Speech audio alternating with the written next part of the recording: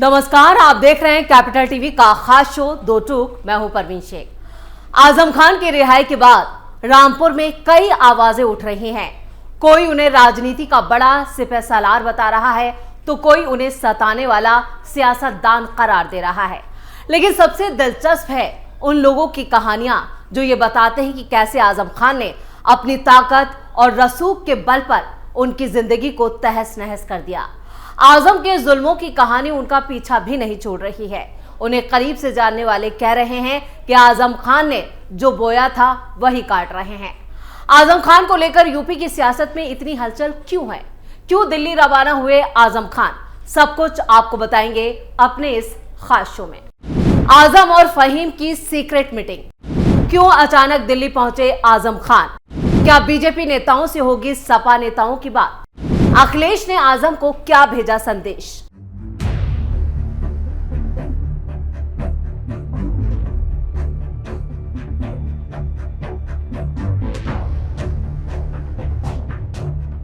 रामपुर में आजम खान को लेकर खबरों का बाजार गर्म है। एक तरफ जश्न मनाते समर्थक तो दूसरी तरफ जुल्म के किस्से सुनाते लोग। कभी सरकार के ताकतवर मंत्री रहे आजम खान अब एक केस स्टडी बन चुके हैं कि सत्ता और ताकत हमेशा साथ नहीं रहते। कभी जिनके पास पुलिस प्रशासन और पूरा तंत्र था वो अब सब छीन चुका है और अब वही लोग आजम खान के राज के दर्द को बयां कर रहे हैं। जब आजम सत्ता में थे तो उन्होंने कई लोगों को कई बार जेल भेजा। उनकी दुकानें तोड़ी गई, उनकी दुकानों को लूटा गया, बिजली काट दी गई, उनके परिवार को डराया धमकाया गया। फैजल खान भी उनमें से एक है जो आम आदमी पार्टी के इस वक्त प्रवक्ता हैं। वो कहते हैं कि बेल तो हर किसी का हक है, लेकिन ये नहीं भुलाया जा सकता कि आजम खान ने सत्ता में रहते हुए कई परिवारों को उजाड़ दिया। उन्होंने आरोप लगाया कि आलियागंज गांव के घरों को तोड़ा गया, 700 लोगों को झूठे केसों में जेल में डाला गया, यहां तक कि एक बुजुर्ग को मुर्गा बनाकर उसकी पीठ पर ईंटें रखवाई गई। फैजल का कहना है कि जितने दिन पीड़ितों ने जेल में काटे हैं उतने ही दिन आजम खान ने अकेले जेल में काटे हैं और यही उनकी सबसे बड़ी सजा है। आजम खान की रिहाई पर जहां उनके समर्थक जश्न मना रहे हैं, वहीं रामपुर के कई लोग अब भी अपने पुराने जख्मों को याद कर आजम खान को कोस रहे हैं। आजम के राज में जिन्हें झूठे मुकदमों में फंसाया गया, उनकी जमीनें कब्जा की गई, परिवार पर दबाव बनाया गया। एहतेशाम का भी यहाँ पर कहे कि वही पीड़ित है। एहतेशाम, उसका आरोप है कि जिस नेता को कभी मसीहा कहा जाता था उसी ने गरीबों और विरोधियों को सताने में कोई कसर नहीं छोड़ी। वैसे भी आजम खान की दिक्कतें अभी खत्म नहीं हुई हैं। उन्होंने अभी अपने कर्मों का पूरा हिसाब देना होगा और अभी जो 104 मामले उन पर दर्ज हैं उनमें से आधे से ज्यादा मामलों में उन्हें अभी सजा भुगतनी है। आजम के घर सीक्रेट मीटिंग, जब रामपुर में समर्थक और उनके विरोधी एक साथ नजर आ रहे हैं, जो तस्वीरें आ रही हैं, उस बीच रामपुर में पूर्व कैबिनेट मंत्री आजम खान ने बिल्लारी विधायक मोहम्मद फहीम से अपने घर में 2 घंटे बातचीत की। मुलाकात के फौरन बाद समाजवादी पार्टी के प्रमुख अखिलेश यादव ने भी आजम खान से मुलाकात को लेकर एक बड़ा ऐलान कर दिया। उन्होंने कहा कि 8 अक्टूबर को वो आजम खान से उनके घर मिलने जा रहे हैं, यानी 8 अक्टूबर को अखिलेश यादव रामपुर में होंगे। आजम खान 23 सितंबर को सीतापुर जेल से रिहा होने के बाद सीधे अपने घर टंकी नंबर 5 पहुंचे और 24 सितंबर को दोपहर में विधायक मोहम्मद फहीम उनसे मिलने आए। दोनों नेताओं के बीच बंद कमरे में लंबी बातचीत हुई। माना यह जा रहा है कि इस दौरान समाजवादी पार्टी की रणनीति पर चर्चा की गई। मुलाकात के बाद आजम खान ने मीडिया से बचने के लिए एक नया तरीका भी अपनाया। उन्होंने अपने घर के मेन गेट पर एक कार खड़ी करवाई। जब मीडिया कर्मी इस कार पर ध्यान दे रहे थे तभी वो पीछे के दरवाजे से दूसरी कार में सवार होकर तंग गलियों से होते हुए दिल्ली निकल गए। ये मुलाकात राजनीतिक गलियारों में चर्चा का विषय बन गई है, खासतौर से इसलिए क्योंकि इसके फौरन बाद अखिलेश यादव ने आजम खान से मिलने की तारीख मुकर्रर कर दी। हालांकि बैठक में क्या बातचीत हुई इसकी कोई जानकारी सामने नहीं आई, लेकिन आजम खान फिर से गच्चा देने में जरूर कामयाब हो गए। रामपुर से जो भी खबरें आ रही हैं उसके मुताबिक आजम खान दिल्ली में इलाज कराने के लिए गए हैं। लंबे वक्त से वो बीमार हैं और आजम खान को ही डॉक्टरों की एक टीम ने दिल्ली रेफर किया है। आजम खान के दिल्ली जाने की खबर से उनके समर्थकों ने सोशल मीडिया से लेकर मस्जिदों तक उनके स्वस्थ होने की दुआएं मांगी हैं।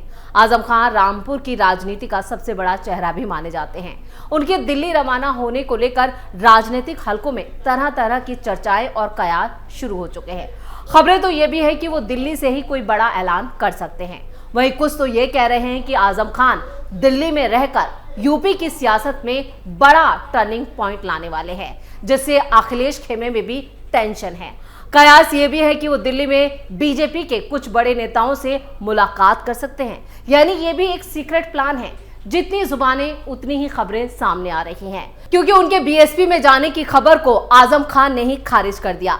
मीडिया ने जब उनसे पूछा कि आप मायावती के साथ यहां पर मंच साझा करने वाले हैं, तो उन्होंने कहा कि वो बीएसपी में जा रहे हैं। इसकी जानकारी भी मुझे मीडिया से मिल रही है, यानी ये सिर्फ अनुमान है। आजम खान ने ये साफ बता दिया है कि बीएसपी में जाने की उनकी कोई मंशा नहीं है, यानी कोई और प्लान आजम खान ने बना रखा है और ये प्लान जेल में ही तैयार कर लिया गया था। यानी उनकी रिहाई से पहले ही ये प्लान जो था वो बनकर तैयार था और उसी कड़ी में वो दिल्ली आ रहे हैं। और दिल्ली में अब बीजेपी नेताओं के साथ उनकी मुलाकात को लेकर जो खबरें आ रही हैं, उससे यूपी की सियासत में भी काफी गहमागहमी मची हुई है। आजम खान से सपा की दूरियां। उत्तर प्रदेश की सियासी दुनिया में कुछ दिनों से एक ही नाम की चर्चा हो रही है और वो नाम है आजम खान। आजम खान को जेल से रिहा हुए 24 घंटे से भी ज्यादा वक्त हो चुका है। उनसे अभी तक सैकड़ों हजारों लोग रास्ते से लेकर घर तक मिल चुके हैं, लेकिन उनकी पार्टी का कोई भी बड़ा नेता अभी तक ना तो रामपुर पहुंचा और ना ही सीतापुर जेल के बाहर उनका स्वागत करने के लिए। हालांकि इसको लेकर आजम खान का दर्द भी छलक पड़ा था। उन्होंने मीडिया और समर्थकों से कहा था कि अगर वो भी बड़े नेता होते तो समाजवादी पार्टी के बड़े नेता उनसे मिलने जरूर पहुंचते। ये तंज था और एक संदेश था अखिलेश यादव के लिए, यानी जो रवैया तुमने अपनाया है उसके लिए तुम्हें बराबर यहाँ पर इसकी सजा मिलेगी। आजम खान से मिलने उनके करीबी माने जाने वाले एसटी हसन भी नहीं पहुंचे। हालांकि एसटी हसन के सीने में अब भी लोकसभा उपचुनाव में टिकट काटे जाने का दर्द घर किए हुए है। एसटी हसन से जब मीडिया ने पूछा कि वो आजम खान से मिलने कब जाएंगे, तब उन्होंने कहा देखा जाएगा। हालांकि उन्होंने ये साफ कह दिया कि टिकट कटने का गम है उनको। शिवपाल अखिलेश ने आजम पर क्या कहा? आजम खान की रिहाई के बाद शिवपाल यादव और अखिलेश यादव दोनों ने ही उनका स्वागत किया और पार्टी का अहम सदस्य भी बताया, लेकिन अभी तक उनसे कोई मिलने नहीं गया। समाजवादी पार्टी के अध्यक्ष उत्तर प्रदेश के पूर्व मुख्यमंत्री अखिलेश यादव ने मंगलवार को ही समाजवादी पार्टी के संस्थापक सदस्य आजम खान की रिहाई पर खुशी जाहिर की थी और कहा था कि राज्य में सपा की सरकार बनने पर आजम खान के खिलाफ दर्ज सभी झूठे मुकदमे वापस लिए जाएंगे।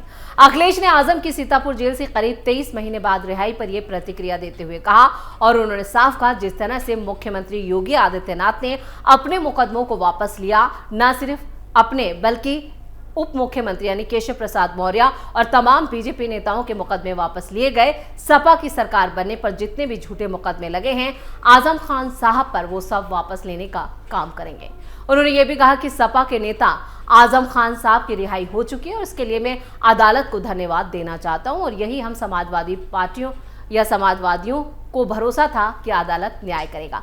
कुल मिलाकर जो ये बयान आया है, इस बयान के भी कई मायने निकाले गए। यानी दूर से ही उन्होंने कह दिया कि हम स्वागत कर रहे हैं, आपको पार्टी में रहना है तो रहें, नहीं रहना है तो भी कोई दिक्कत नहीं है, क्योंकि आजम खान की जगह एसटी हसन ने जो ले ली है।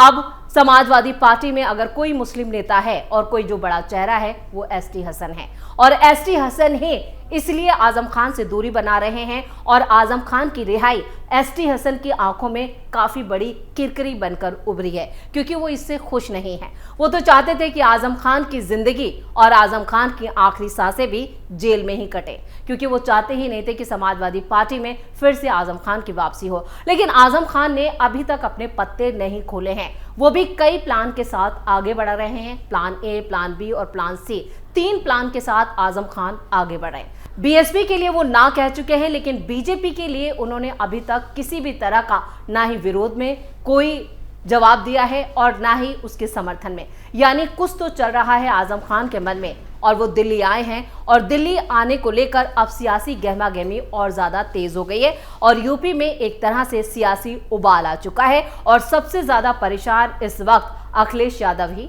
नजर आ रहे हैं। तो अखिलेश यादव और आजम खान के बीच की दूरियों का फायदा कौन उठाता है, ये तो वक्त बताएगा। लेकिन आजम खान की दिल्ली में मौजूदगी ने भी दिल्ली की सियासत को भी काफी गर्म कर दिया है। यहां से जो भी कयास और जो कयासबाजी और जो खबरें आ रही हैं वो कहीं ना कहीं समाजवादी पार्टी के लिए टेंशन लेकर आने वाली हैं। यानी आजम खान कुछ बड़ा करने वाले हैं और वो बड़ा क्या होगा ये कुछ दिनों में साफ हो जाएगा।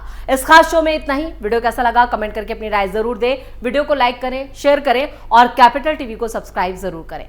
धन्यवाद।